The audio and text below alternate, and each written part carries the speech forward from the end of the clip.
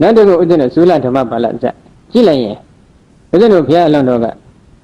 အရှင်ဒေဝရရဲ့သားတော်ဖြစ်တယ်အရှင်ဒေဝရကထိုချိန်ကမှတိုင်းပြည်အုပ်ချုပ်မင်းလုပ်တဲ့ရှင်မင်းပါအဲ့ဒီရှင်မင်းတူဖြစ်နေတဲ့အချိန်ခါမှာဘုရားအလောင်းသားတော်လေးမွေးဖွားလာပြီးတဲ့နောက်မကြခင်အတွင်းမိဖုရားရဲ့အဆောင်တော်ကိုသူကသွားတဲ့အခါမိဖုရားကသားရတနာလေးကိုညှိဆွဲနေတာနဲ့ရှင်မင်းလာတာကိုဂရုမစိုက်မိဘူးအဲ့ဒီအချိန်ခါမှာဘာလုပ်တယ်လဲဒင်းသားကုမငငယ်ရှိသေးတယ်ငါ့ကိုပမာမခန့်လုပ်တယ်သိရခြင်းပဲဆိုပြီးတော့အာနရသားတွေခေါ်ပြီးတော့သူကဥဒ္ဒတော်ဘုရားအလောင်းပေါ်လေသုလဓမ္မပါဠိသရောသားလေးသူ့ရဲ့ရှေ့မှာဓာဗံကစားတယ်သူတွေကိုဖြာထွက်သွားတယ်ဒီကလေးကမုံတိအောင်မလုပ်တတ်တယ်လေမလုပ်တတ်သေးဘူးဒါပေမဲ့